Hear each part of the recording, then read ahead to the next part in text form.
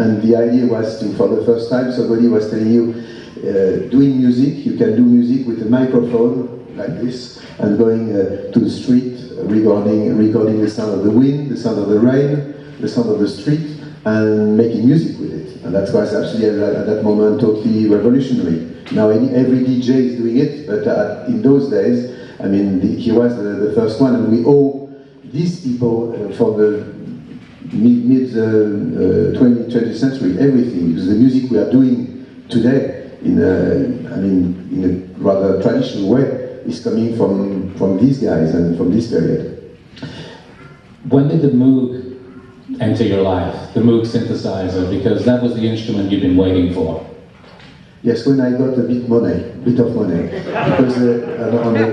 a French and European point of view, a Moog was like a Ferrari, you know. And so the first synth I've got was a British one called the VCS3. Was a poor version of a Moog. I say poor in terms of ingredients, maybe, but in terms of concept, it's one of the most interesting synth ever made. And actually, in a very symbolic way, I sold my electric guitar and my amp to go to London and purchase this first synth.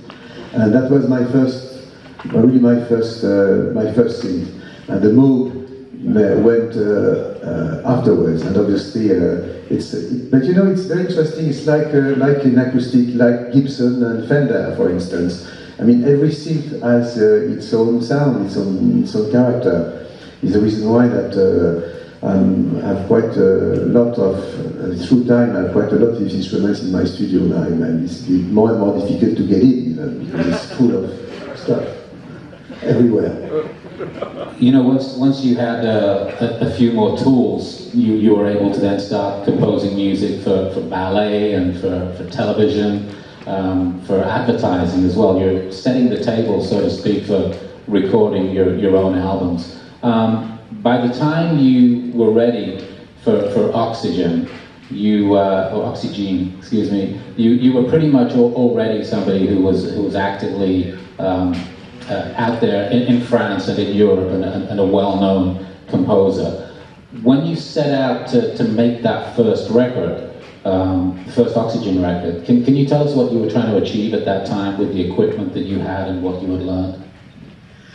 Actually, Oxygene has not been really the first album I have done, but the first commercial success, definitely. The first Oxygene. And I was really interested in those days by trying to create this bridge between experimental music and pop, really, or considering that probably what's the most important. I always consider that the most important thing in music is the melody, and whatever you do with experimentation, and by the end of the day, the melody is important. So I try to create this bridge between pure experimentation and exploring new technique, and but also in the context of melody and with a kind of pop approach. And I think Oxygene has that kind of. I tried to create that bridge. And also with probably an influence of classical music, classical and rock. It's all the mixture, which is interesting in electronic music. I was saying that if rock and roll is born definitely in this country and is a kind of ethnic music from America that invaded the world, definitely electronic music is born in continental Europe. Ethnic music always from Europe and invaded the world as well. And it's probably due to this influence of classical music, this long instrumental piece that we had as almost an heritage from classical music in Germany, in France, and continental Europe. I think it's certainly something which, when electronic music is born, it has nothing to do with jazz, blues, rock. It's something totally different. And I think that this is the reason why that the French scene, the German scene is pretty important until these days. What about that moment in time, though? You talk about the context of the music, but what about the context of the time, the early to mid-70s, 1976, a time of a lot of change, a time of social upheaval, but also a time when science fiction and the future were sort of colliding with reality as well. How did that fit into to the whole picture? Actually, it's true that when I started doing music, it was in days where we had a kind of quite greed and quite optimistic vision for the future. We think that after year 2000, I mean, cars would fly and the social education system would be perfect. And we all know that we've been a bit disappointed after year 2000.